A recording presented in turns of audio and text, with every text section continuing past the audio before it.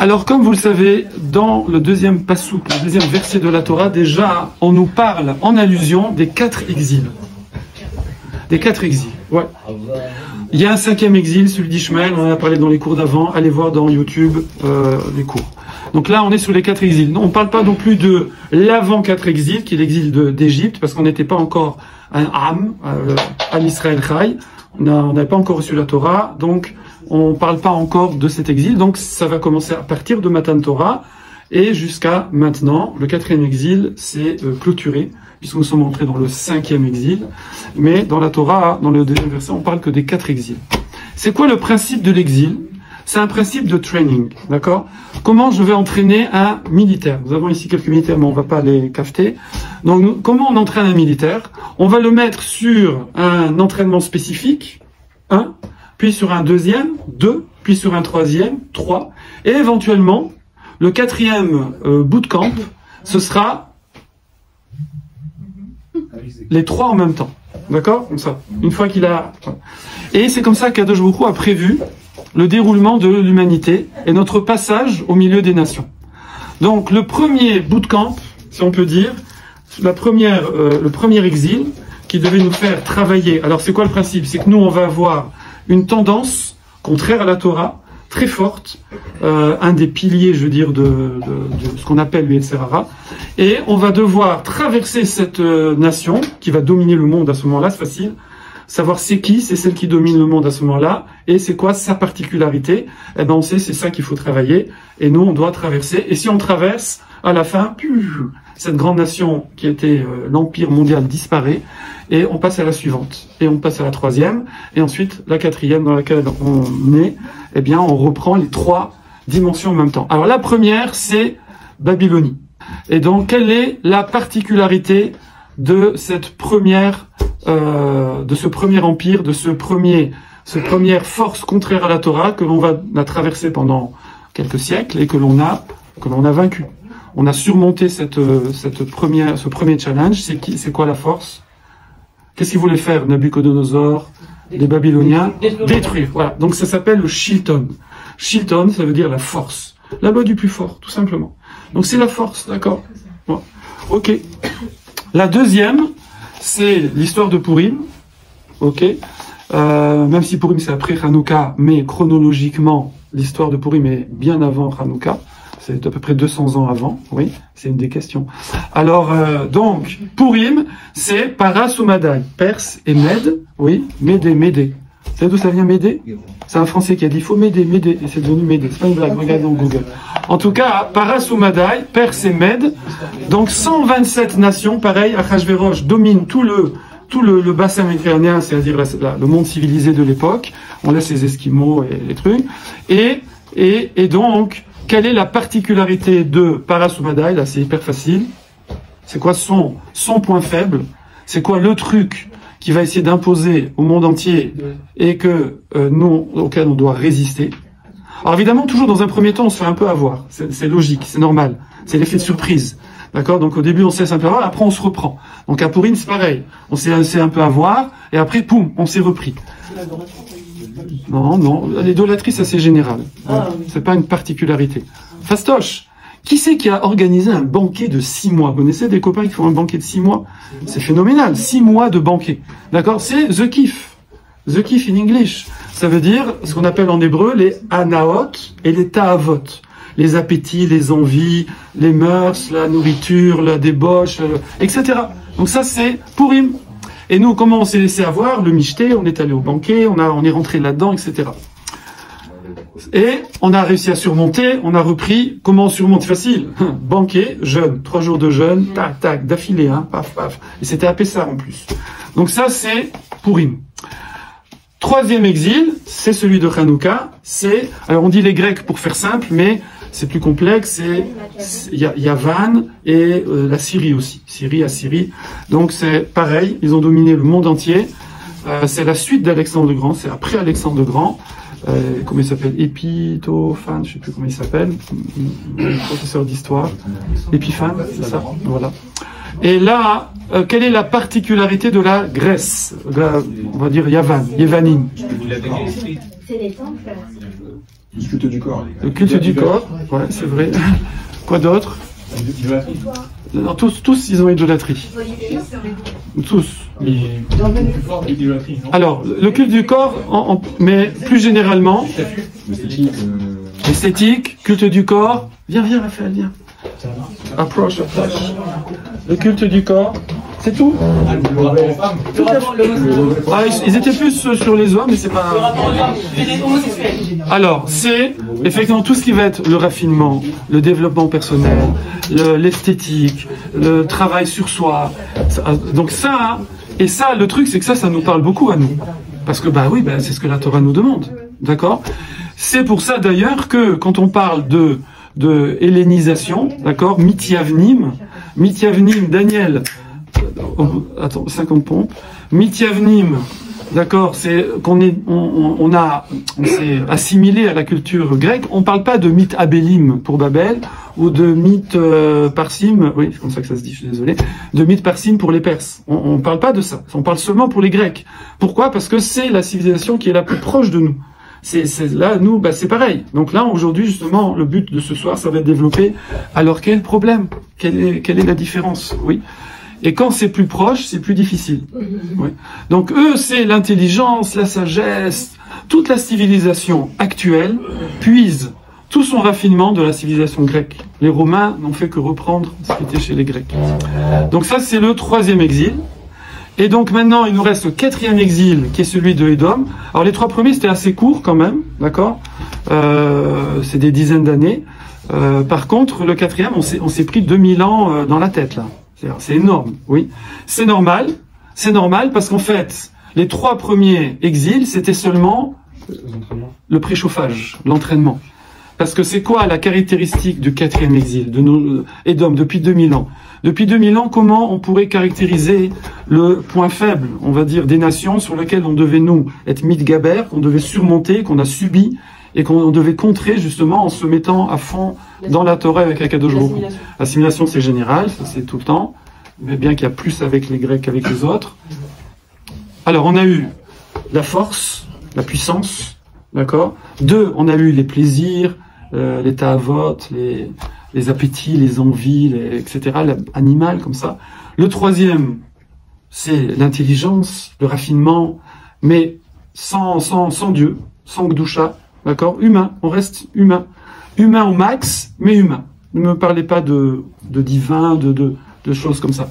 Nous, on est là, moi, ce que je vois, ce que je comprends, le reste, je connais pas, ça n'existe pas. Donc ça, c'est les Grecs. La civilisation depuis 2000 ans de Édom, qui découle de Rome, d'Occident, c'est quoi? Et là, blond.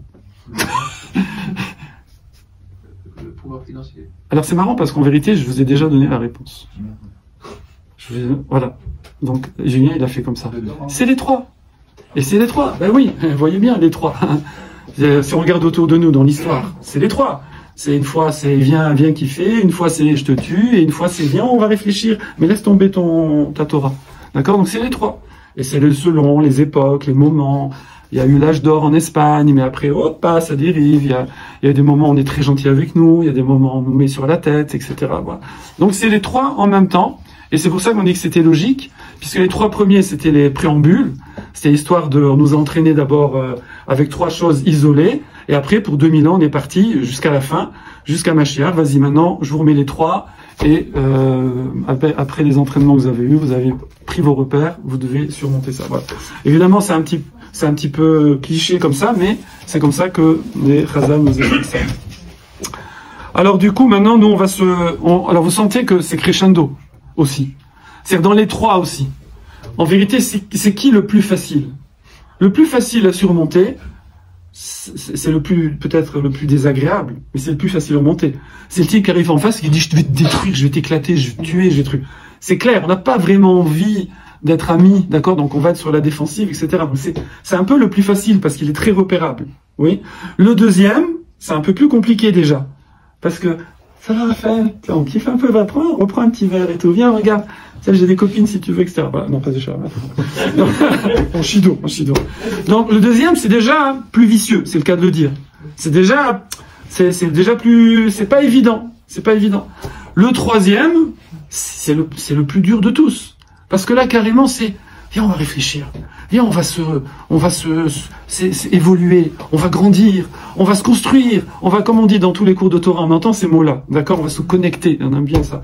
Oui, mais sauf que on va se connecter avec la science, avec la nature, avec tout ce que vous voulez, mais déconnecte-toi d'Hachem. Donc ça, c'est le plus délicat, celui-là. Et alors après, le summum, quand on a les trois en même temps, là, c'est particulièrement difficile. Alors maintenant, on va se baser sur ça, sur les Yevanim, sur cette composante, qui n'est pas une composante juste historique. Ah bah oui, bon, c'était il y a combien? 2200 ans. Hein, c'est au milieu du deuxième temple. À peu près 167 avant l'ère chrétienne, sachant que le temple a été détruit entre 60 et 70. Donc 167 plus, ça fait 220 ans, 230 ans. Donc c'est pile au milieu du deuxième temple, donc il y a 2200 ans. Donc c'est pas de l'histoire, on n'est pas en train de faire d'histoire, on allume les bougies, ouais c'est génial, il y a 2200 ans, on a eu un miracle, Hachem nous a sauvés, c'est super et tout. Non, c'est complètement actuel, puisque ça va être c'est dans la composante de l'exil dans lequel on est, et ça va être, pour nous, en vérité, la plus grosse tentation, c'est celle-là. Parce que les autres, elles sont un peu bestiales, quoi. Elles sont un peu bas niveau. Donc ça va être la composante high level, oui. Alors donc, c'est pour ça qu'il faut, comme on dit, un proverbe japonais, je vous le fais en français parce que je vais pas... Non, je parlais, mais j'ai oublié un petit peu. C'est que, pour vaincre ton ennemi, il faut le connaître, d'accord? Vous retrouverez dans Google. Donc il faut connaître son ennemi. Il faut savoir où est le problème chez cette philosophie grecque pour pouvoir la repérer et puis l'éviter. Ok? Alors ici c'est un texte de Ravelbeu, Roi Shlomo, et il nous explique. Allez, Ilan, prenez des tabourets là-bas, Ilan, s'il vous plaît, et approchez-vous, voilà. Et Nina, welcome. Donc, programme de la Torah, c'est très simple, si on veut résumer, c'est que nous avons une sagesse. Cette sagesse, elle est d'origine divine. Ça a l'air bête de dire ça, mais des fois on l'oublie. C'est quand même un truc incroyable. Les gens, ils continuent à chercher.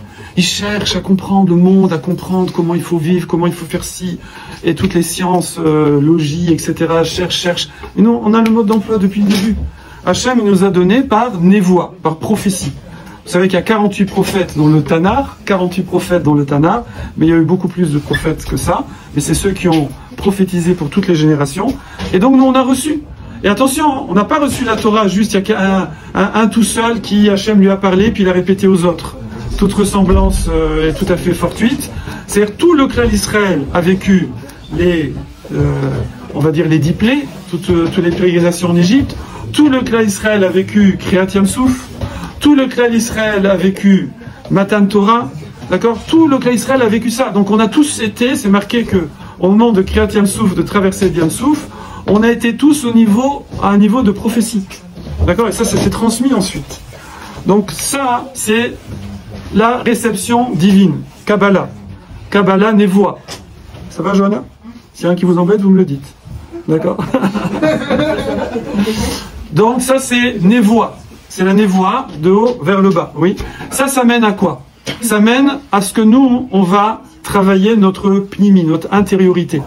En étudiant la Torah, en pratiquant la Torah, en se rapprochant d'Akadosh Baruch Hu, comme on dit, en se connectant, en priant, on va travailler, on va changer notre intériorité. C'est pour ça qu'on dit spirituel, spirit, l'âme, voilà. Donc il faut savoir qu'en faisant ça, on peut. Alors Adam Arishon aurait pu le faire tchic-tchac, mais il y a eu ça s'est pas fait. Nous on le fait depuis des milliers d'années, mais on peut arriver à ce que notre partie physique, corporelle, le gouffre, arrive par ce travail-là, en s'accrochant à Hachem, à la Torah, arriver à ce que le corps se rapproche du niveau de l'âme. C'est ce qu'on appelle se spiritualiser. Tout simplement. Bon, ma vie matérielle, corporelle, tous mes besoins corporels, physiologiques, vont se canaliser et vont s'élever et vont devenir raffinés, mais devenir spirituels, toucher le divin. Et c'est ça qui va permettre ce qu'on appelle Ashrat Ashrina. à la présence divine de se dévoiler dans le monde. Et c'est ce qu'on faisait évidemment avec le Beth Amikdash, le temple, mais c'est ce qu'on fait aussi en exil, nous, simplement en étudiant et en appliquant la Torah. Et ça, donc ça c'est le processus simple de la Torah qui provient du divin vers l'humain, qui va s'élever, se diviniser, si on peut dire, avec cette Neshama qui est divine qui est en lui, la Torah qui est divine, et il va ainsi dévoiler, révéler la divinité au reste de l'humanité. Un beau programme, d'accord ? Dit comme ça a l'air facile. Alors que la civilisation grecque, c'est quoi? Alors c'est pas du tout ça. La civilisation grecque, c'est de se limiter à ce qui est humain, c'est tout. Même si Aristote, d'après nos sages, est allé très très loin dans le développement humain, mais il reste limité à l'humain. Après il y a une marloquette, une discussion, est-ce qu'il a réussi à dépasser ou pas en rentrant dans le judaïsme, c'est une discussion. Bon, en tout cas, tant qu'un homme, il va rester dans cette philosophie grecque, ça veut dire ce que je vois, ça existe, ce que je comprends, ça existe, tout le reste, ça n'existe pas. Il y a j'ai rien qui est au-dessus de moi. Alors le problème, c'est que l'être humain, eh ben, il est très limité déjà, hein. Et deux, le problème, c'est que cet être humain-là, et c'est comme ça, hélas, que certains philosophes grecs, on a un petit peu mal parlé sur eux, parce que le problème, c'est que les tendances animales qui sont chez l'être humain, eh ben, si on n'a pas ce lien avec le divin, eh ben, elles vont se développer. Elles vont se développer et ça va devenir de pire en pire, d'accord?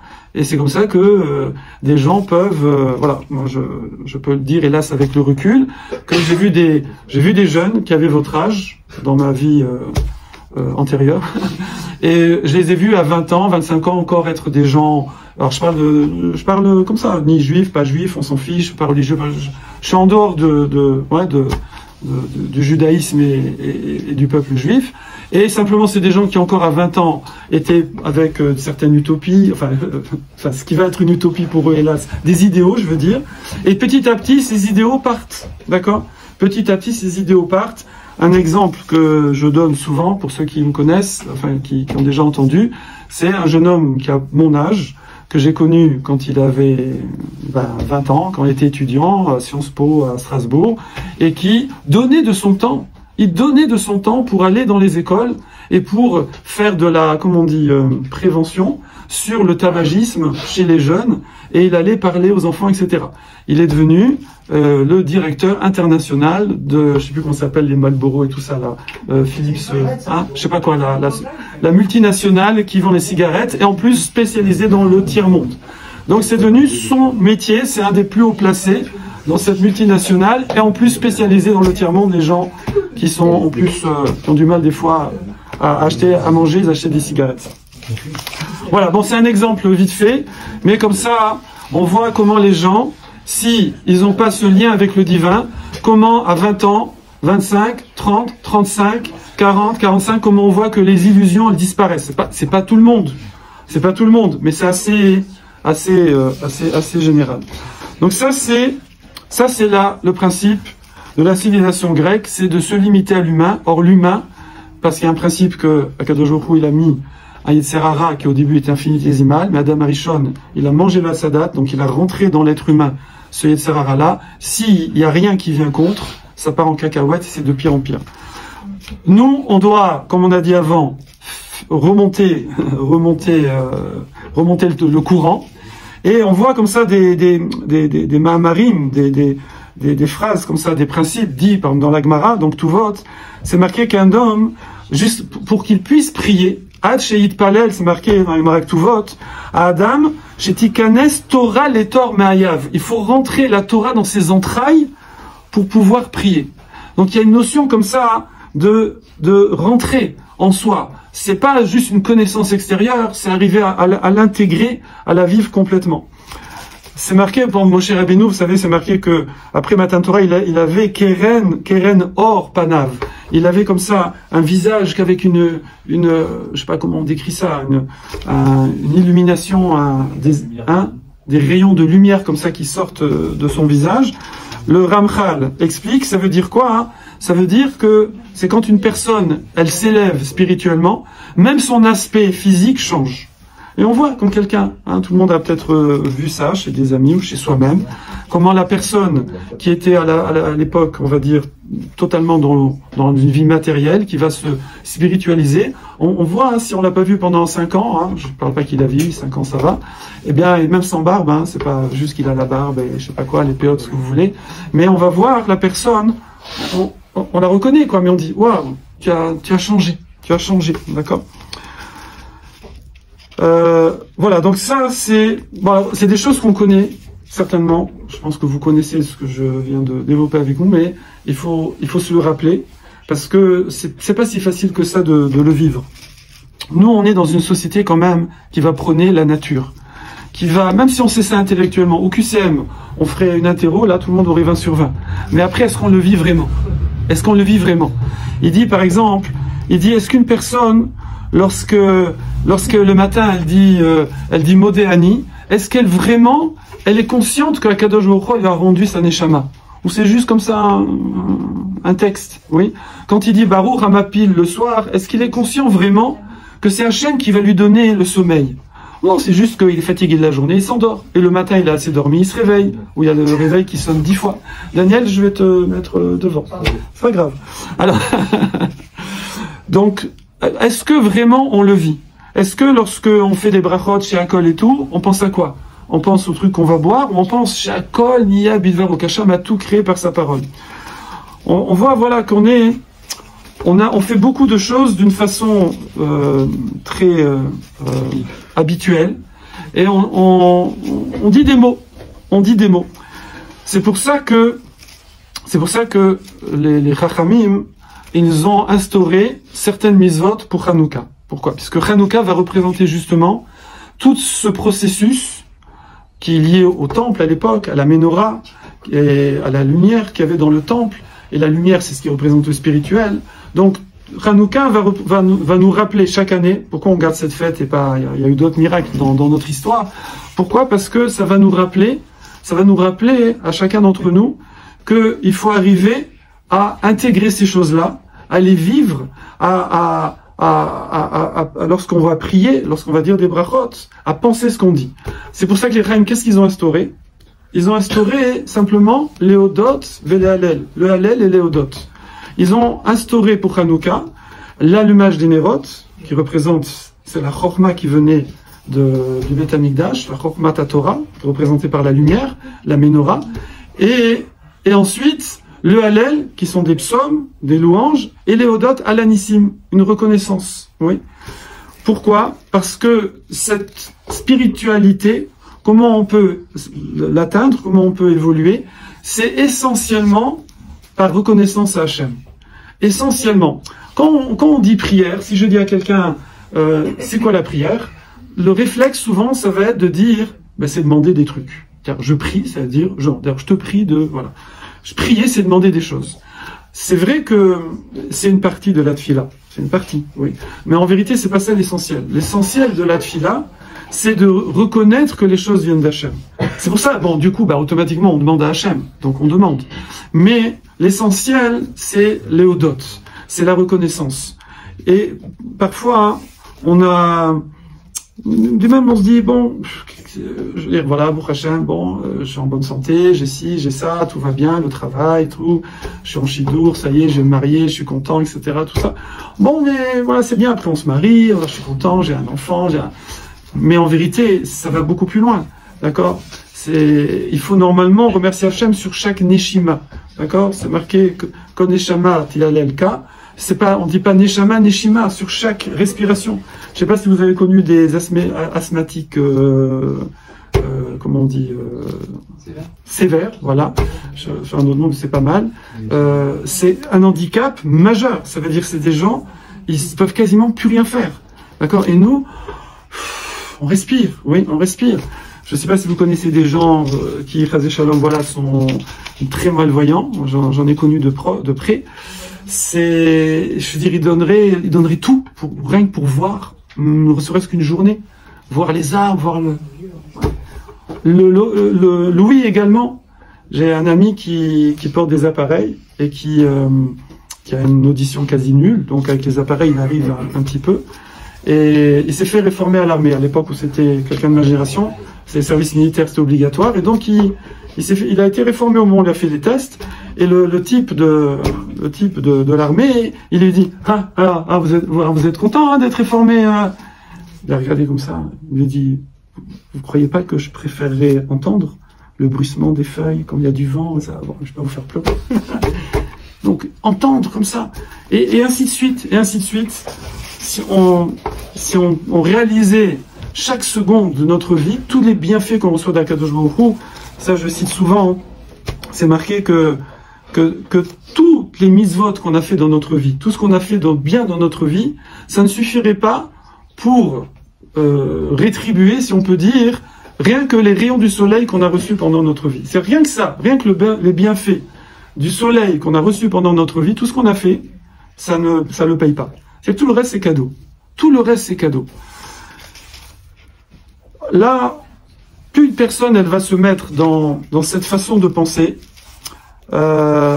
plus elle va se rapprocher d'Akadosh Baruch Hu et s'élever de toutes ces basses, cette bassesse qui est liée donc à ces trois piliers, comme on a dit, qui est la puissance, la force, l'orgueil, qui sont les ta'avot, les plaisirs, les déplacés, etc. Et qui sont aussi une forme d'orgueil de penser que moi, je sais mieux que tout le monde et je sais mieux qu'Hachem. D'accord? On est comme ça aussi. Des fois, on pense qu'on sait mieux qu'Hachem.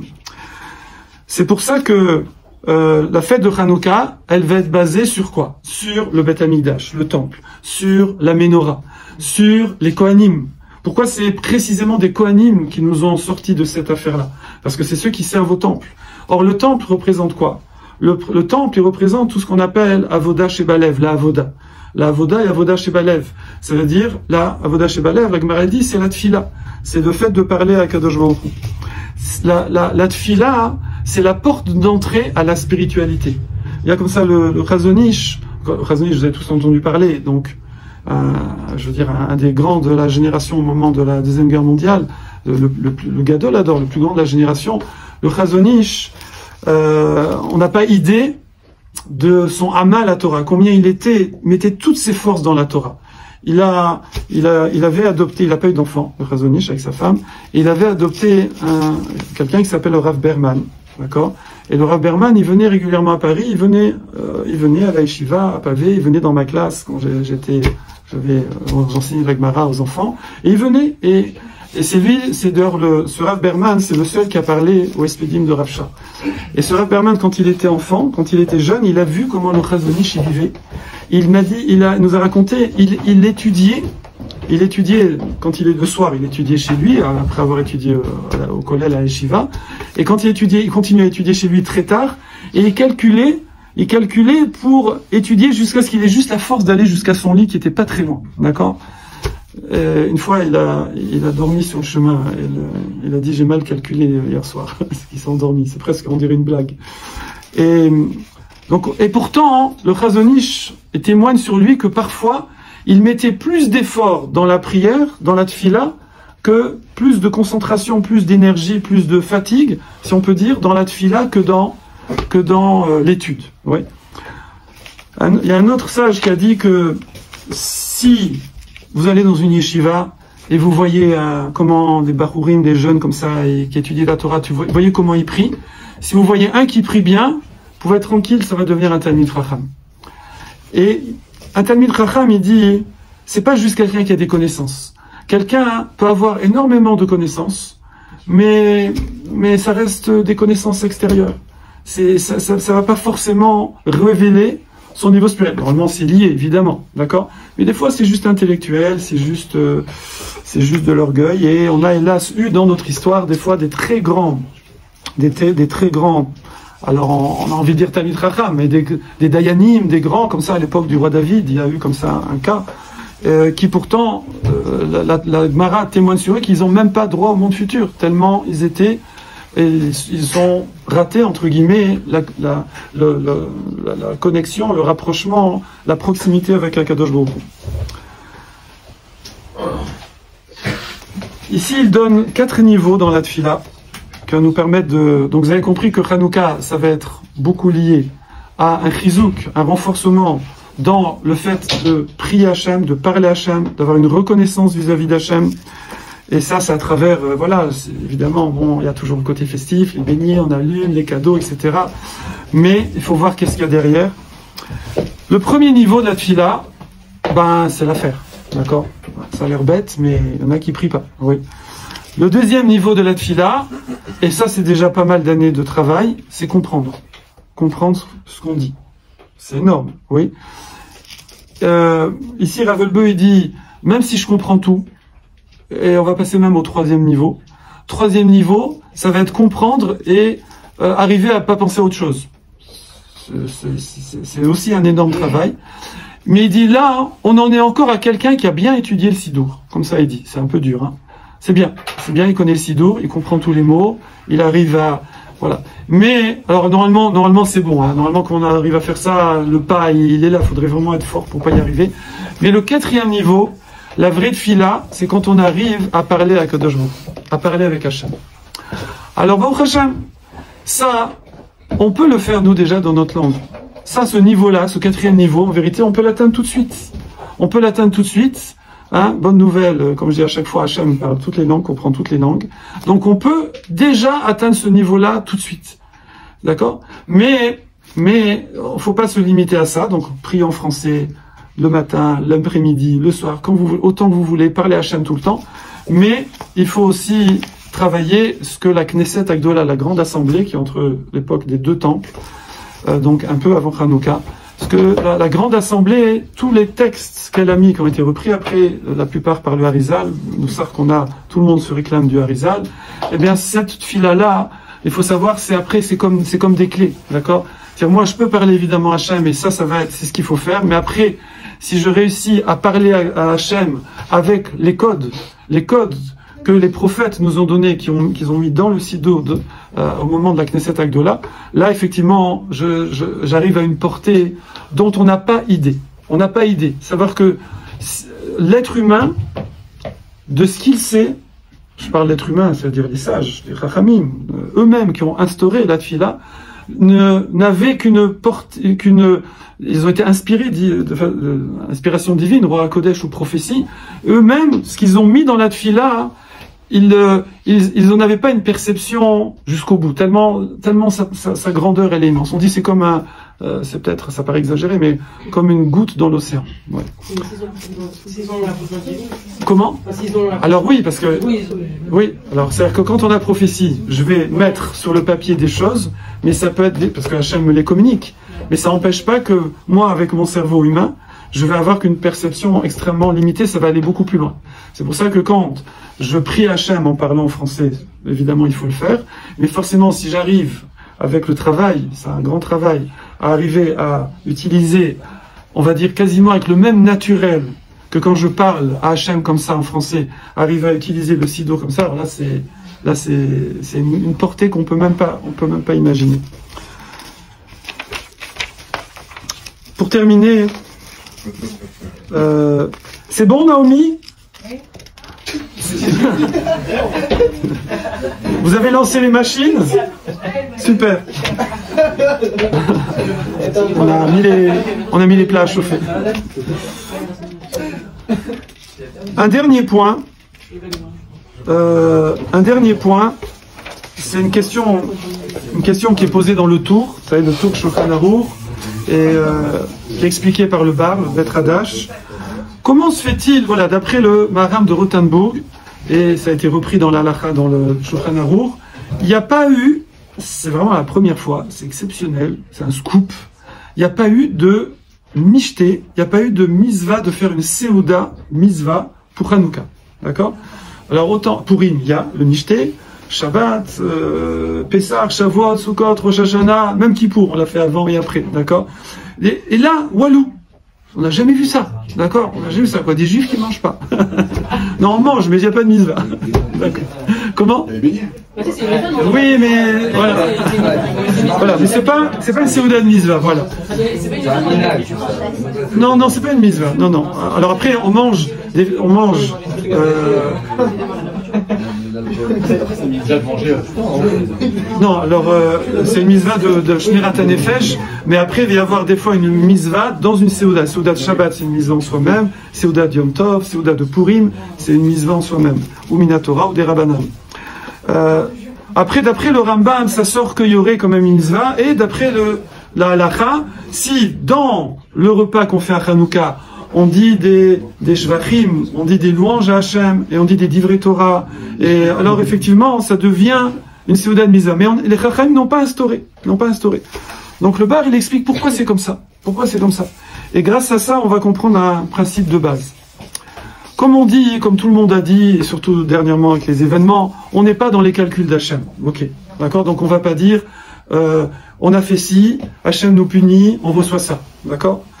Mais d'abord, premièrement, parce qu'il n'y a pas de punition. On a déjà parlé de ce sujet. Simplement, Hachem, il n'est pas contrariant.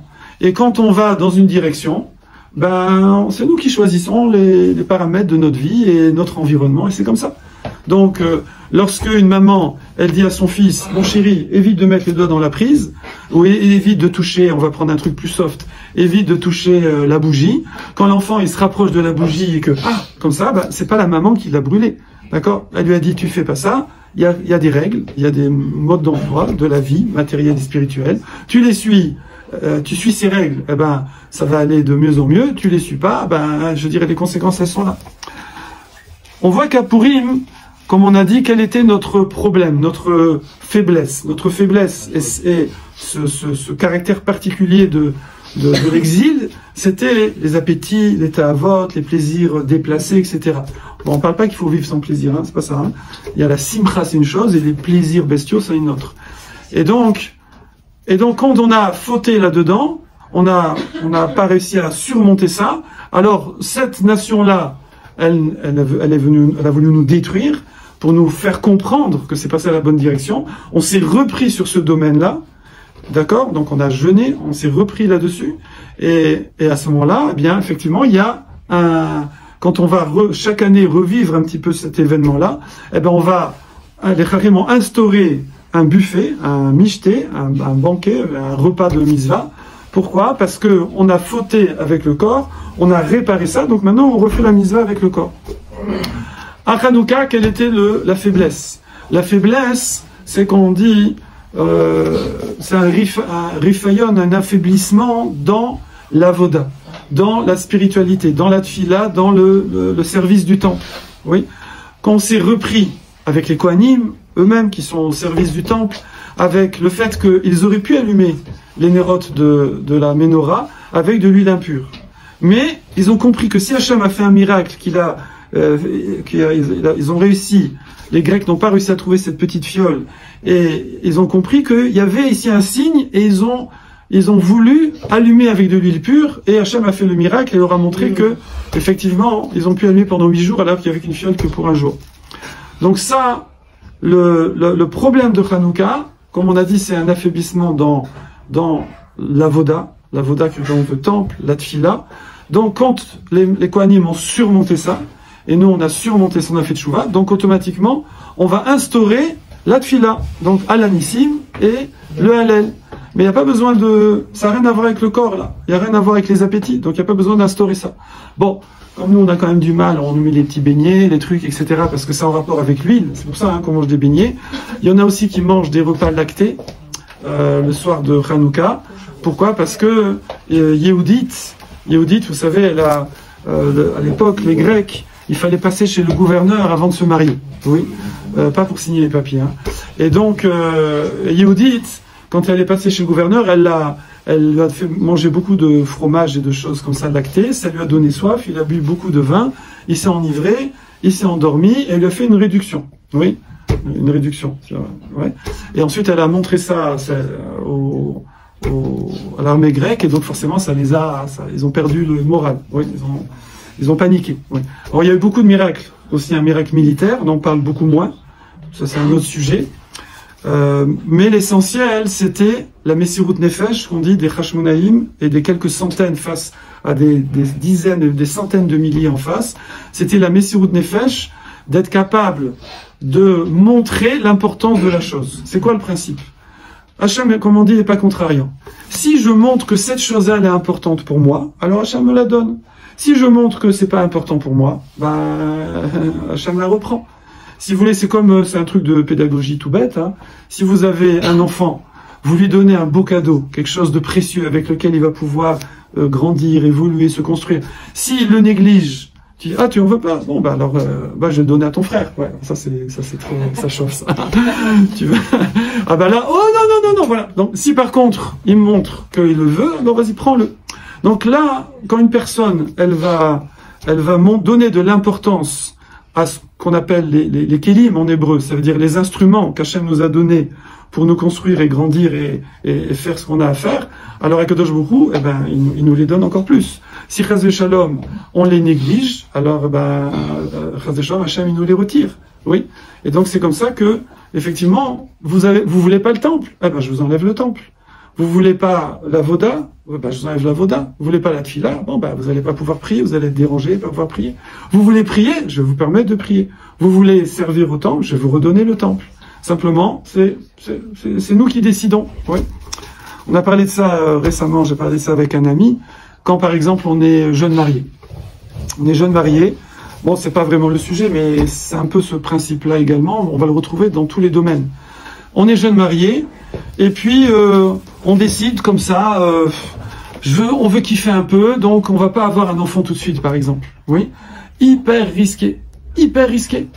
Parce que, c'est-à-dire, pour toi, t'as pas fait le lien entre mariage, famille, enfant, transmission, tout ça. Mariage, c'est quoi? Oh, ok, bon, alors, si c'est pas ça qui t'intéresse, il y aura pas. Chas v'Shalom, vous voyez ce que je veux dire? Oui. Pareil, même le mariage. Des fois, quelqu'un, il n'a pas compris c'est quoi le but du mariage, s'il n'a pas compris c'est quoi le but du mariage, il n'arrive pas à se marier. D'accord? Et ainsi de suite. Plus je vais être dans le sens et savoir tirer profit de ce qu'Akadosh Baruch Hu me donne, me propose, et plus Akadosh Baruch Hu il va me le donner, il va me le rendre accessible. D'accord? Si je le néglige, je le néglige. On va pas finir sur une note comme ça négative, hein, c'est pas sympathique, voilà. Donc, pour finir sur une note positive,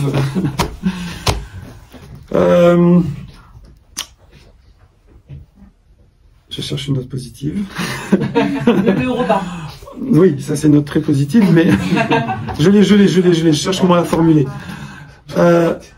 On pourrait se dire, attends, nous on a gros sur la patate là, parce que on est vraiment, on a tous, la première génération, ils ont eu que un contre-courant qui est la puissance, la force, etc. Les deuxièmes, ils ont eu que les ta'avot, les appétits, etc. Le troisième, ils ont eu que la sagesse, la science, mais coupée d'Hachem.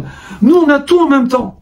En plus, on a ce qui s'appelle Yeridat Adorot, que forcément, plus on s'éloigne de l'origine de la transmission, plus le signal, c'est vrai, comme un signal, comme n'importe quelle onde, plus le signal il baisse, d'accord?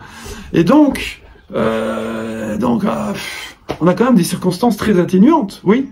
Alors il faut savoir que nous, les petits efforts que l'on fait, qui peut-être dans l'absolu représenteraient des millièmes ou des millionièmes des efforts que faisaient d'autres générations à l'époque, par exemple à l'époque des Hashmonaïm de Hanouka où ils ont donné leur vie, nous, quand on le fait de nos jours, c'est une puissance phénoménale.